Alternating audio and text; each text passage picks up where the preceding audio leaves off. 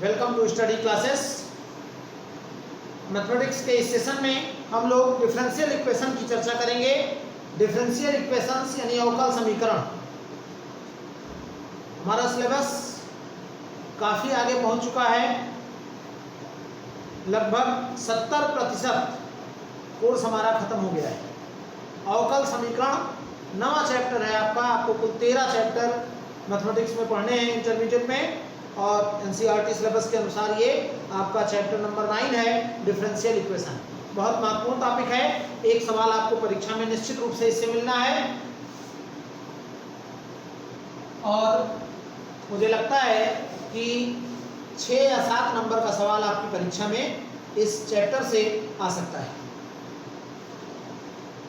तो अवकल समीकरण क्या होता है, इसकी अगर बात करें, आपको डिफरेंशियल और इंटीग्रेशन पता है। जिनको डिफरेंशियल और इंटीग्रेशन का कॉन्सेप्ट क्लियर है, जो इंटीग्रल कर लेते हैं वही डिफरेंशियल इक्वेशन को सॉल्व कर पाएंगे। जो डिफरेंशियल कर लेते हैं वो डिफरेंशियल इक्वेशन बना पाएंगे। तो अवकल समीकरण क्या होते हैं? ऐसे समीकरण जिनमें केवल एक स्वतंत्र चर का अवकलज सम्मिलित होता है, साधारण अवकल समीकरण कहलाता है।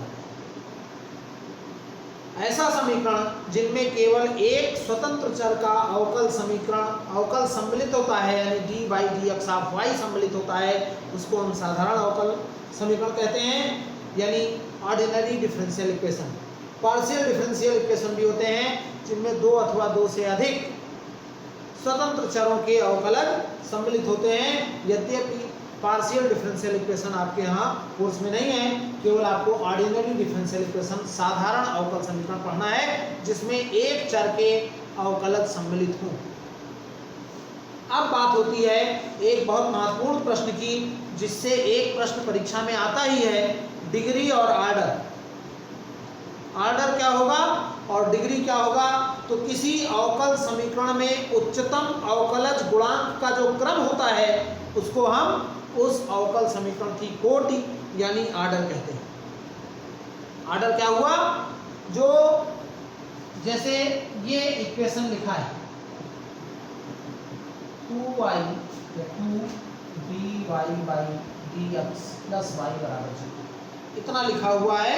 एक समीकरण ये लिखा है, तो जो यहाँ लिखा होता है अधिकतम वाला, इसको क्या कहते हैं? आर्डर कहते हैं। आर्डर का मतलब हुआ कि अधिकतम कोटि का अवकलज, जो उच्चतम अवकल गुणांक है, उसके क्रम को ही हम आर्डर कहते हैं। आर्डर यानी कोटि। एक सवाल इस पर 1 नंबर का पूछा ही जाता है। एक समीकरण लिखा होता है और आपको डिग्री और आर्डर यानी कोटि और घात बतानी होती है, तो ये इसका आर्डर कहलाता है। क्यों इसका आर्डर 2 हो जाएगा? क्योंकि इस पूरे समीकरण में सेकंड डिफरेंशियल से बड़ा कोई नहीं है। अगर थर्ड डिफरेंशियल होता तो वो उसका आर्डर हो जाता, और जो अधिकतम अवकलज के बाहर घात लगी होती है, धनात्मक घात, उसको हम उसका डिग्री कह देते हैं, यानी घात कहते हैं। इसके बाहर जो लगा होगा, यहाँ अगर यहाँ 2 लगा होगा तो हम इसको क्या कहते हैं?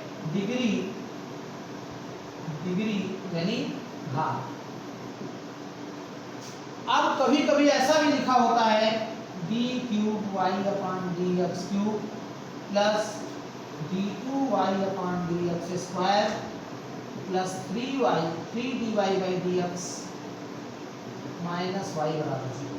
तो यहाँ पर ये आर्डर हो जाएगा, आर्डर यानी कोटि, और घात 2 नहीं हो जाएगी, घात यहाँ पर 1 होगी, यानी डिग्री जो आपकी होगी वो 1 होगी, 1 डिग्री हो जाएगा, और कोट यहाँ पर 3 हो जाएगा, यहाँ कोटि 2 और घात भी 2। तो इस तरीके से आपको डिग्री और आर्डर निकालना है। बहुत महत्वपूर्ण सवाल, 1 नंबर का सवाल परीक्षा में पूछा ही जाता है, और मैंने ये देखा है कापियाँ चेक करते समय कि अधिकांश स्टूडेंट्स ये क्वेश्चन गलत करके आते हैं। आप फिर देखें एक बार, जो हम डिफरेंशियल इक्वेशन देख रहे हैं, जो हमारा प्रश्न दिया है, उसमें से जो अधिकतम कोटि का अवकलज होगा, जितने बार डिफरेंशियल लिखा होगा अधिकतम वाला, वही उसका कोटि हो जाएगा, यानी आर्डर हो जाएगा।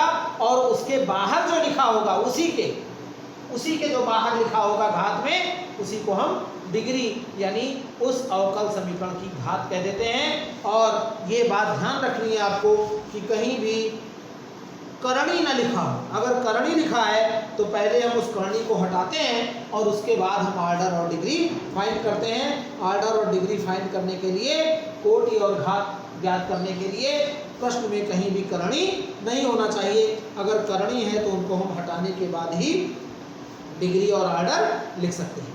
अब एक बात ये आती है कि अवकल समीकरण की घात कहीं भी परिभाषित है या नहीं है, इस बात को भी देखना होता है। तो अगर अवकल समीकरण में जैसे कुछ दिया हुआ है, सेकंड या थर्ड आर्डर कुछ इस तरीके से दिया हुआ है, सेकंड आर्डर का है या थर्ड आर्डर का है, तो उसमें ये भी देखना होता है कि कोई बहुपद है या नहीं है। अगर y में बहुपद नहीं है तो हम ये कह सकते हैं कि अवकल समीकरण की घात को परिभाषित किया जा सकता है। जैसे हम ये कह सकते हैं, एक समीकरण हमारा दिया है dy/dx plus sine of dy/dx equal to 0। तो यहाँ पर अगर हम इसमें बात करें तो जो ये इक्वेशन है ये dy/dx में बहुपद नहीं है, और चूंकि ये बहुपद नहीं है इसलिए हम ये कहेंगे कि ये समीकरण हमारा इस समीकरण के लिए घात परिभाषित नहीं है। लेकिन अगर कोई बहुपद है तो हम ये कहेंगे कि जैसे ये बहुपद हैं, यहाँ पर ये घात परिभाषित है लेकिन यहाँ घात परिभाषित नहीं है। तो आपको ये भी ध्यान देना है कि कहाँ पर घात परिभाषित है और कहाँ घात परिभाषित नहीं है। ऐसा हो सकता है कि आर्डर हो लेकिन डिग्री डिफाइंड ही ना हो, डिग्री की परिभाषा ही स्पष्ट ना हो। तो जब डिग्री की डिफिनीशन स्पष्ट नहीं होगी तो हम यही कहेंगे, यहाँ लिख देंगे कोटि 1 और घात परिभाषित नहीं है। ये हमारा इसका उत्तर हो जाएगा। आपकी जो 9.1 एक्सरसाइज है वो इसी पर आधारित है। उसमें आपको केवल डिग्री और आर्डर बताना है। इस एक्सरसाइज को आप करेंगे तो एक सवाल आपका हो गया 1 नंबर का, जिसमें आपको आर्डर और डिग्री फाइंड करना है।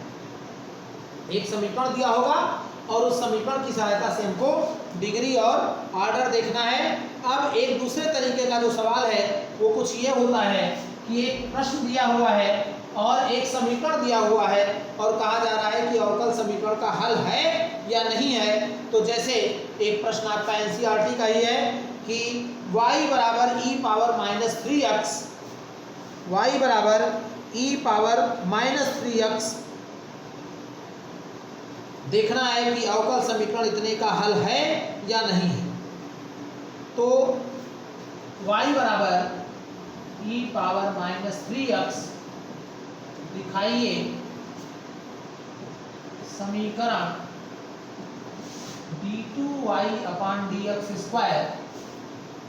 प्लस dy/dx -6y बराबर 0 का एक हल है। बहुत आसान सवाल होता है ये।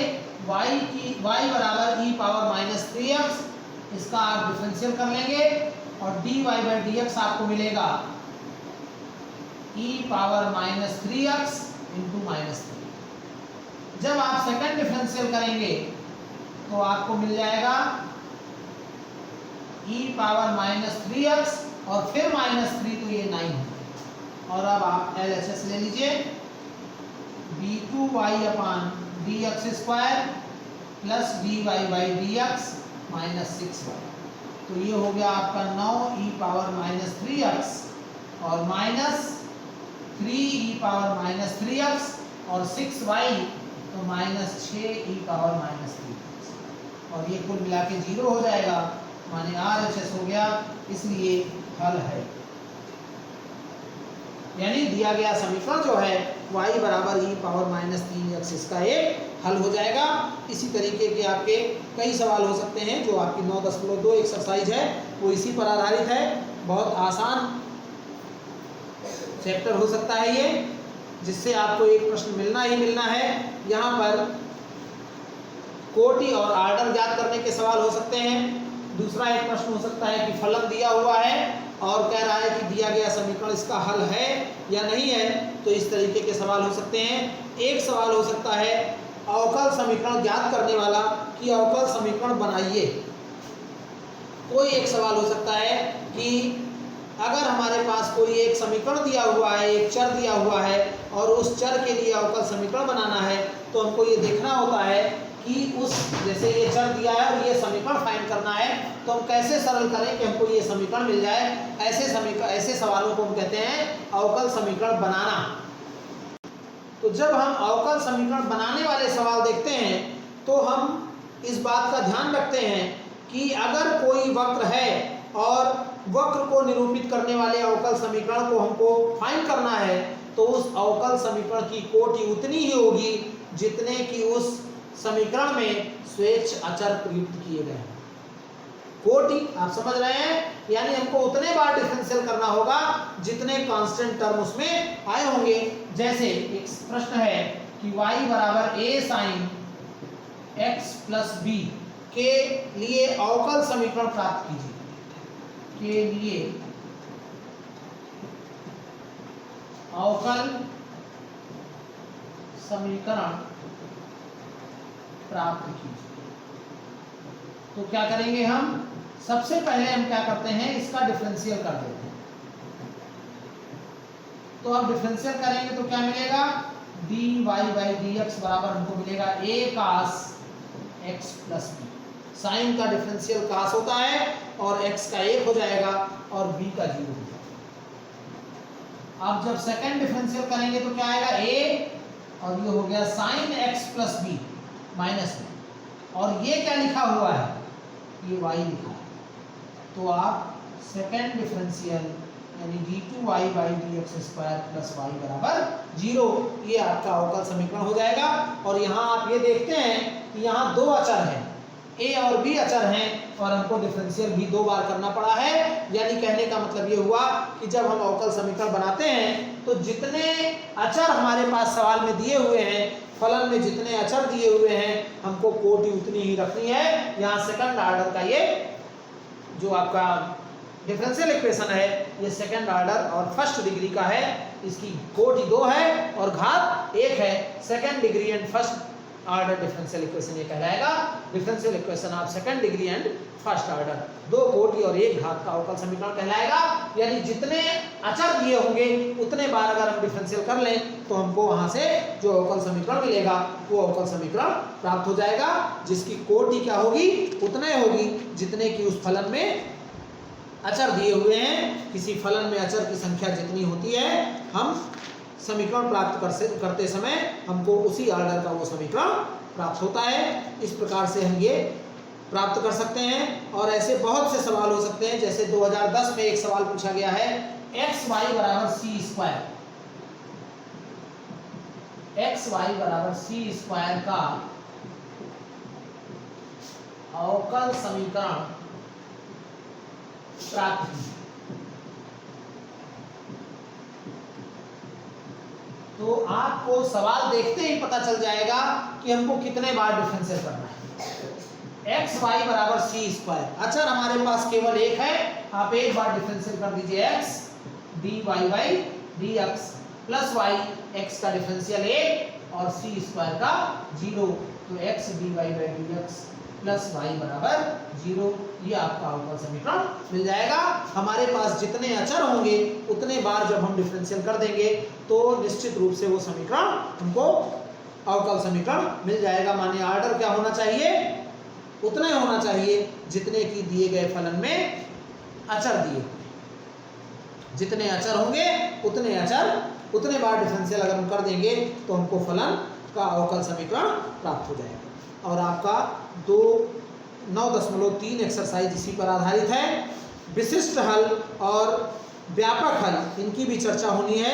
विशिष्ट हल और व्यापक हल क्या होते हैं, जब कहीं पर कोई फलन हमारे पास दिया होता है और उसके लिए अवकल समीकरण हम प्राप्त कर लेते हैं, तो वो जो अवकल समीकरण होता है वो उसका व्यापक हल कहलाता है। माने व्यापक हल वाले वो समीकरण कहलाते हैं।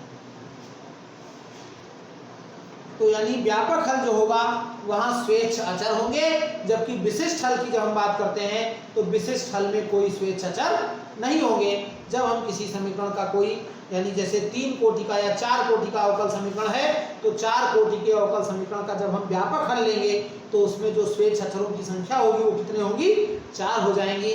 जबकि 3 कोटि या 4 कोटि का कोई अगर हम अवकल समीकरण लेते हैं और उसके विशिष्ट हल की बात करें तो उसमें स्वेच्छ अक्षरों की संख्या 0 हो जाएगी। यानी व्यापक हल और विशिष्ट हल का यही मतलब है कि व्यापक हल में स्वेच्छ अचर होते हैं जबकि विशिष्ट हल में कोई स्वेच्छ अचर नहीं होता है। ये बात हुई हमारी 9.3 तक, और आपको हो सकता है ज़्यादा लगे लेकिन कुछ ऐसा नहीं है। और यहाँ तक से जो सवाल पूछा जाता है वो भी एक वही कोटि और घात वाला सवाल ज़्यादा महत्वपूर्ण है। 1 नंबर का एक कोटि और घात का सवाल जरूर पूछा जाता है। इसके बाद जो और सवाल पूछे जाते हैं परीक्षा के दृष्टिकोण से या जो पेपर का पैटर्न आता है उसकी अगर हम चर्चा करें तो समीकरण हल करने वाले होते हैं। यानी एक अवकल समीकरण दिया होता है और हमको वहां से समीकरण को हल करके जो फलन है वो प्राप्त करना होता है। एक सवाल उस तरीके का आता है तो उसकी चर्चा भी हम आज इस सेशन में करेंगे जहां पर हमको व्यापक हल ज्ञात करना है समीकरण का। यहाँ पर हमारे पास कुछ ऐसे सवाल होंगे जो हम फिलहाल केवल एक कोटि और एक घात वाले समीकरणों की बात कर रहे हैं। जैसे एक सवाल दिया है कि dy/dx बराबर 1 + y² / 1 + x² का व्यापक हल क्या होगा। तो इंपॉर्टेंट भी हो सकता है ये dy/dx = 1 + y² / 1 + x², और इसको हम लिखेंगे dy/1 + y² और dx/1 + x²। और अब हम यही समाकलन कर देंगे, क्योंकि जब समाकलन करते हैं तो एक नियतांक आ जाता है। ये समाकलन है tan इनवर्स y का और ये समाकलन है tan इनवर्स x का, तो आपका ये उत्तर हो जाता है। कभी कभी हम इसको इतना भी लिख सकते हैं बराबर c, और यहाँ अगर आप फार्मूला लगाएं तो tan inverse y - x/1 + xy, और इसको हम c लिख देते हैं और c को यहाँ पर c1 अगर लिखें तो ये हो जाएगा y - x/1 + xy बराबर tan c, और इसी को हम इतना भी लिख सकते हैं y - x = 1 + xy। tan c1 को हम c लिख सकते हैं, जैसे c1 एक अचर था वैसे tan c1 भी अचर होगा, और tan c1 को हमने c पढ़ लिया। यानी हम नियतांक को कुछ भी लिख सकते हैं, बस ये ध्यान देने की बात है कि समाकलन के बाद एक नियतांक जरूर जोड़ा जाएगा। अगर आप नियतांक नहीं जोड़ते हैं तो हमारा ये हल गलत हो जाएगा, क्योंकि हमको व्यापक हल ज्ञात करना है और व्यापक हल में नियतांक होता ही है। अगर विशिष्ट हल होता तो नियतांक न होता, और तब हमारे पास x और y की वैल्यू यहाँ दी होती कि x बराबर इतना, y बराबर इतने पर विशिष्ट हल ज्ञात कीजिए। यानी विशिष्ट हल हम तभी ज्ञात कर सकते हैं जब हमारे पास x y की कोई वैल्यू दी हो। जब तक x y नहीं दिया होगा हम विशिष्ट हल ज्ञात नहीं कर पाएंगे, यहाँ व्यापक हल ही होगा। अगर एक प्रश्न विशिष्ट हल की करें कि विशिष्ट हल कैसे ज्ञात किए जाते हैं, या विशिष्ट हल वाला प्रश्न क्या होगा। एक प्रश्न दिया है dy/dx = -4xy² का विशिष्ट हल ज्ञात कीजिए जबकि x बराबर 0 और y बराबर 1, y बराबर 1 पर x बराबर 0। x और y का मान दिया हुआ है और आपको यहाँ से विशिष्ट हल ज्ञात करना है। कैसे ज्ञात करेंगे, सबसे पहले तो हम ये समीकरण इसी प्रकार से लिखेंगे -4xy², और अब हम इसको करने के लिए यहाँ लिखेंगे dy/y² -4x dx, और अब हम समाकलन 1/y² का समाकलन होता है -1/y, और ये हो जाएगा -4x² 2 और +c। यानी आपके पास 1/y बराबर 2x² और -c।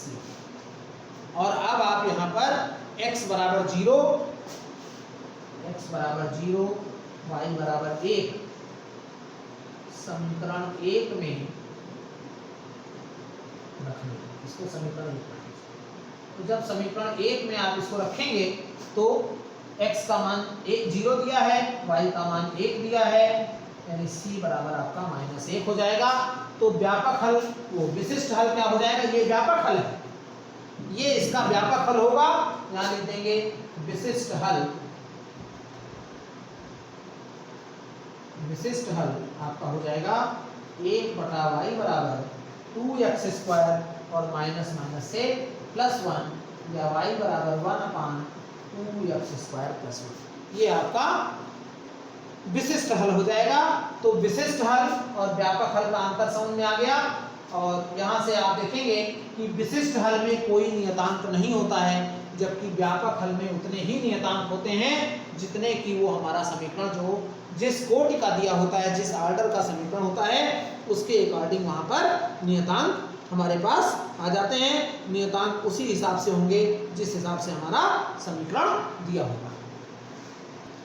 एक सवाल आपका इस तरीके का भी हो सकता है, बिंदु -2, 3 से गुजरने वाले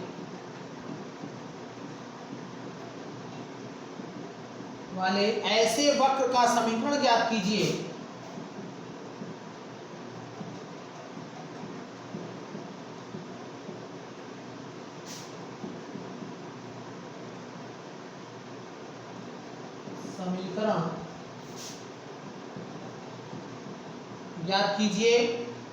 जिसके किसी बिंदु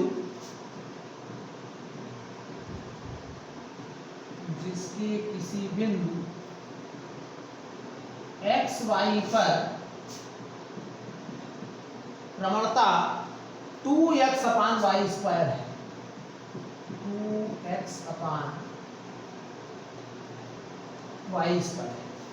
तो आसान सवाल है, लेकिन यहाँ पर कंफ्यूजन हो जाता है और हमको यहाँ अवकल समीकरण का प्रयोग करना है। प्रवणता हो गई यानी dy/dx 2x/y², और अब हम इसको हल कर लेंगे, हमारा ये 2x dx होगा। और जब हम इसका समाकलन करेंगे तो हमारे पास ये y³/3 और ये x²/2, तो 2 कट जाएगा और प्लस यही कांस्टेंट c। अब यहाँ पर हम x और y का मान रख दें, x ये समीकरण 1 हो गया, समीकरण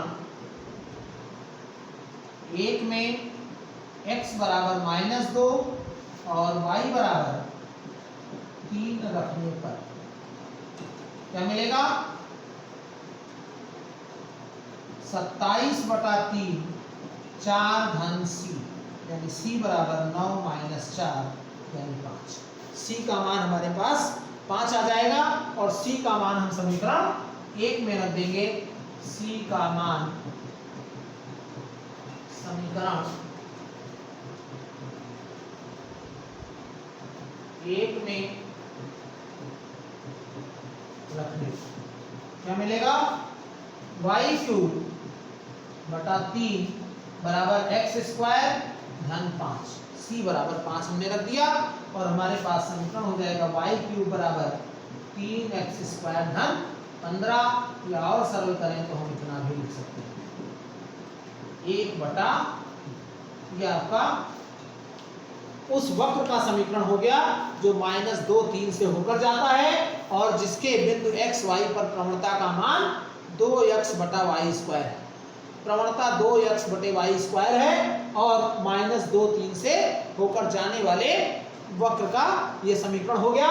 तो इस तरीके के सवाल भी आपकी परीक्षा में पूछे जा सकते हैं, यद्यपि ये बहुत महत्वपूर्ण नहीं है। 9.4 एक्सरसाइज आपकी इसी पर आधारित है।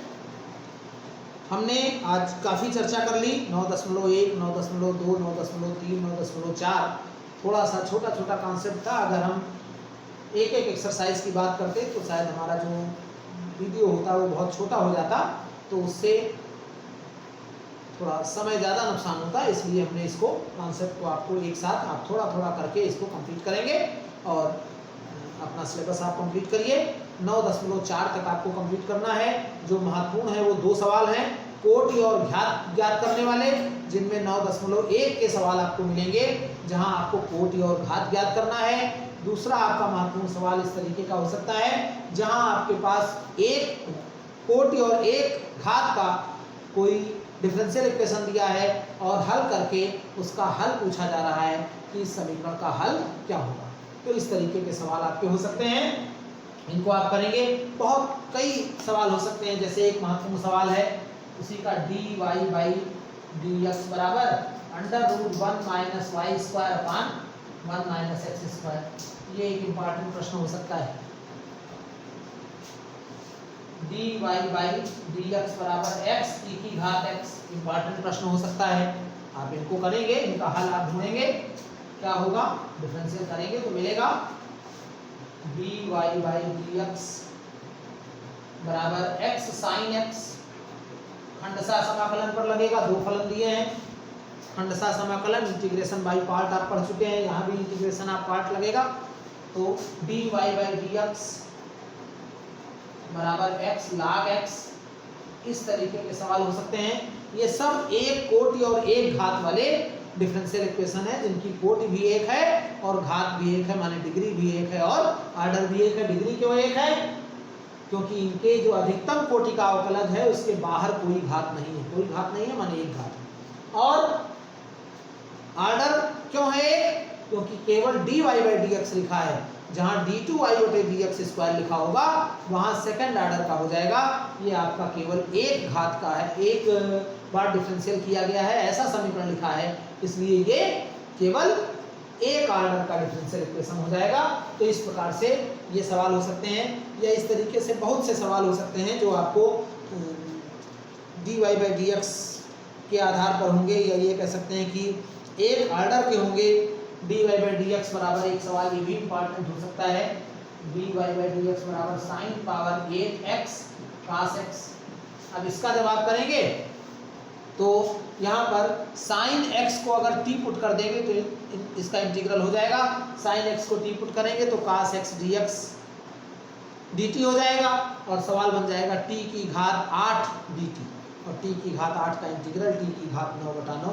तो आप इसका कर सकते हैं।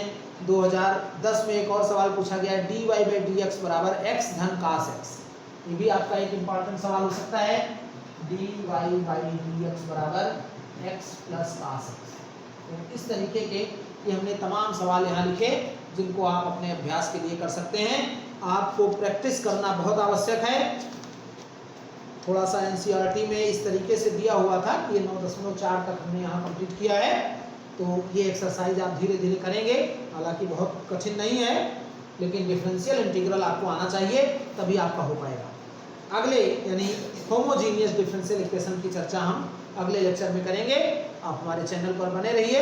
अगर आपने हमारे channel study classes bye Ajay Mehrotra को अब तक सब्सक्राइब नहीं किया है तो सब्सक्राइब करके बेल आइकन को प्रेस कर दीजिए, ताकि इस पर आने वाले वीडियोस के नोटिफिकेशन आपको मिलते रहें और आप उन वीडियोस का लाभ लेकर अपना सिलेबस अच्छे से तैयार कर पाएं और अपने परीक्षा की अच्छी तैयारी कर सकें। हम आपको पूरा कंटेंट अवेलेबल कराने का प्रयास कर रहे हैं, फिजिक्स और मैथमेटिक्स का पूरा कंटेंट अवेलेबल कराएंगे, जिससे आप अच्छी तैयारी अपनी कर सकते हैं। हमारे इस वीडियो को अपने जो भी सोशल मीडिया के ग्रुप हैं जिन पर आप जुड़े हुए हैं, तो सोशल मीडिया के ग्रुप में अधिक से अधिक फॉरवर्ड करें, शेयर करें, लाइक करें, चैनल पर हमारे बने रहिए और इन लेक्चर का उपयोग करके आप अपना सिलेबस तैयार करते रहें। गणित के लिए अभ्यास बहुत आवश्यक है, और अभ्यास के लिए आप प्रश्न ढूंढकर तमाम तरीके की जो पुस्तकें होती हैं उनसे आप प्रश्न ढूंढिए और करिए। अगर आपको कहीं समस्या हो रही है तो आप अपनी समस्या को हमारे कमेंट बॉक्स में लिखें, हम प्रयास करेंगे कि आपकी समस्या को दूर करें। आप टेलीग्राम पर भी हमसे जुड़ सकते हैं। टेलीग्राम का लिंक होगा study_clases_Ajay_Mehrotra। चैनल पर जुड़े रहिए, हम आपको पूरा कंटेंट अवेलेबल कराएंगे। धन्यवाद।